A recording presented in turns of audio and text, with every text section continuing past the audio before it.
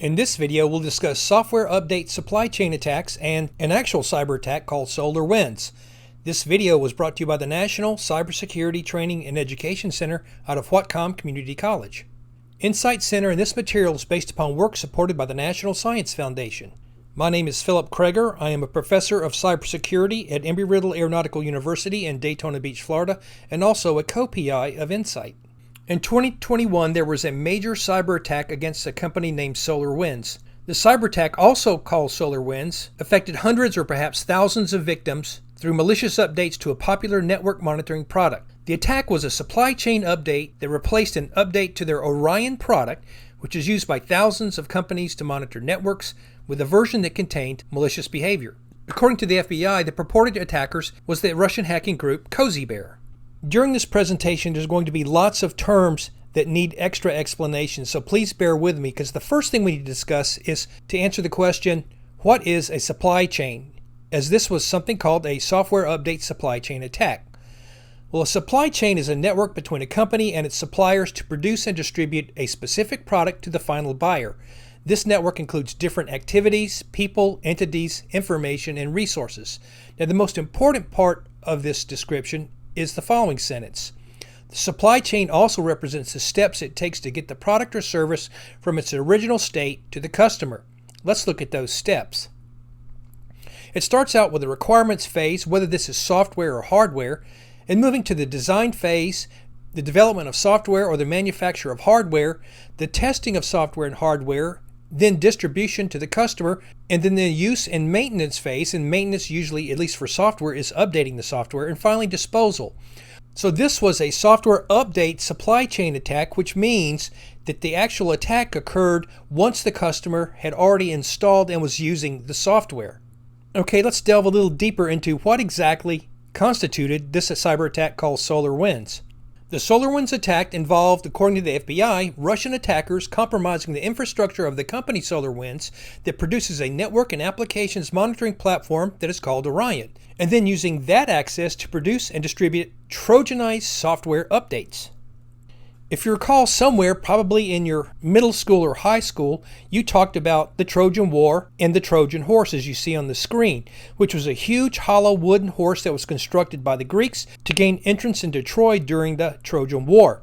And so essentially the Greeks built the horse and then they hid their soldiers inside the horse. This was then placed outside the gates of Troy at night, and in the morning, upon seeing the Trojan horse, the Trojans brought in the horse inside the gated city, and after that, the Greeks were able to descend out of the horse and cause mayhem.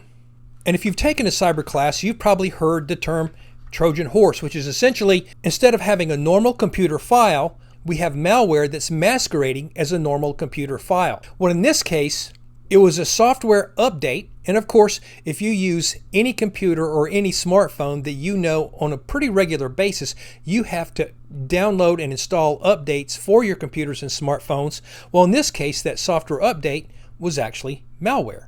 So who were the potential victims that were using the Orion software? Well, according to SolarWinds, they stated that its customers included 420 of the U.S. Fortune 500 members, the top 10 U.S. telecommunications companies, the top 5 U.S. accounting firms, all branches of the U.S. military, the Pentagon, the State Department, as well as hundreds of universities and colleges worldwide. And it's actually more extensive than that. So, how did all of this happen?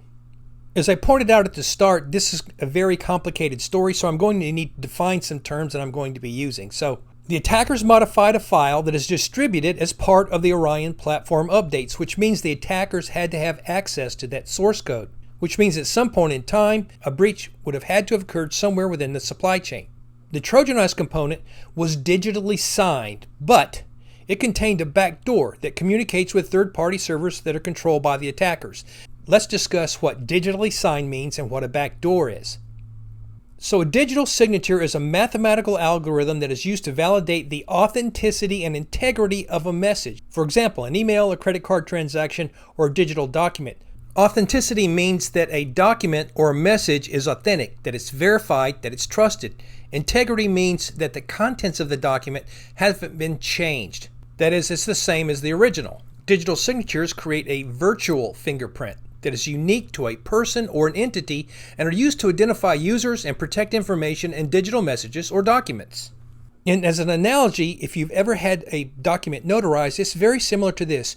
You go to a notary public, and a notary public, or also called a notary, is someone who is tasked with verifying the authenticity of your most important transactions. And they're usually used for things like establishing power of attorney or closing on a home or opening a retirement account. But they have the capability and the government backing to notarize that you are who you say you are by applying your own documentation. And so you sign the official documents, the notary public views your government identification, making sure you are who you say you are, and then they sign and stamp those documents, making them official. And note that in emails, the email content itself becomes part of the digital signature. So a digital signature verifies that both the originator of the content, that could be an email, a message, or a file, and the integrity of the content. That is, that the content has not changed. And so this is a screenshot of the digital signature for Orion. And if we zoom in here, notice that it says that the signer information, the name is SolarWinds, and up above that, you see that this digital signature is okay. Well, what does that mean? The OK means that the digital signature proves that SolarWinds was the originator of the file and that the software had not changed. However, we know that that is not the case. How were the attackers able to add the malicious content to the Orion code and create a forged digital signature? Well, that's very unclear. As far as I can tell, that information hasn't been shared with the public yet. I will say, though, that this is not the first time that this type of attack has occurred, where attackers have been able to change the code for a software update, which was then distributed, and including a forged digital signature. So let's answer the question, what did the malware actually do? Once the victim downloaded the software update for Orion and installed it, it waited for 2 weeks. After that, it retrieved and executed commands with the ability to transfer files on the network, to execute files, profile the system, reboot the machine, and disable system services. So the software ran low and slow. It masqueraded as normal network traffic in order to blend in and to remain unnoticed.